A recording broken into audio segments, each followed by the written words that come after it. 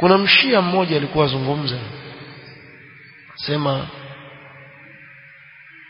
mmewapeleka watoto wenu wende wakasome nchi fulani, sihitaji. Walivorudi hapa wao ndo wakawaambia hii haramu, hii haramu, hii haifai, hii yafaa, hii haifai. Nyi wenyewe mliwapeleka kule, yani yakusudia Saudia, kwa mmewapeleka watu wakasoma kule, wakirudi hii haramu, hii haramu.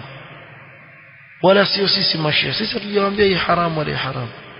Yani wajaribu yudaghdig shuur aljamaa, au tekerenya wale jamaa ili waungane na yeye masufi.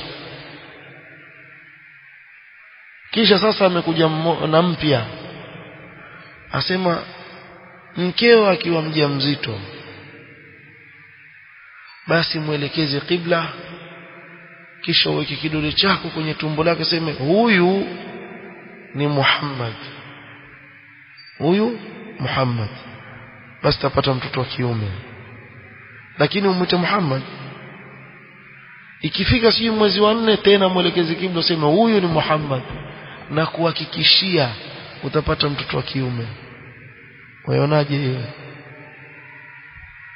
Sasa kila mtu akifanya, jamani, watazaliwa watoto wa kike hapo, alafu itakuwaje jamani? Alafu huu si ujahilia huu? Kwani ukizaa mtoto wa kike kuna ubaya gani? Subhanallah. Huyo mshia azungumza hivi. Sasa mimi si mjanga, vitabu vya zungumza, kisha toa kitabu chengine. Wajua mashia hawana sanad katika hadithi. Yaweza kusema hadathani jaddi an himarihi an himar hivyo yani, ama hadathani himari an abihi, wala usione ajabu. Wallahi tena sema kama amenihadithia punda wangu kutoka kwa babake, na watu wakakaa wakubali tu. Sasa mambo ya khurafat kama haya yakiingia katika mujtama, yawani wajibu kwa walinganizi kuwajulisha watu kuwa haya jamani si ya kweli. Itikadi hizi za uongo, hakuna ukweli ndani yake.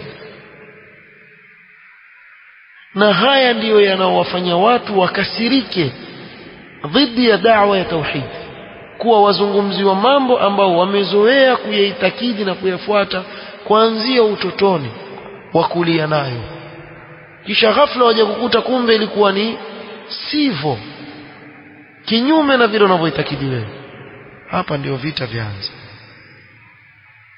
Na ndio maana ukaona jamaa hukimbia katika uwanja wa kulingania katika tauhid, ambapo hiyo ndio da'wa ya mitume wote waliopita. Walikuja kuwaondoa watu katika itikadi kama hizi, kuwaelekeza katika itikadi sahihi zilizofundishwa katika Qur'an na sunna ya Mtume sallallahu alaihi wasallam.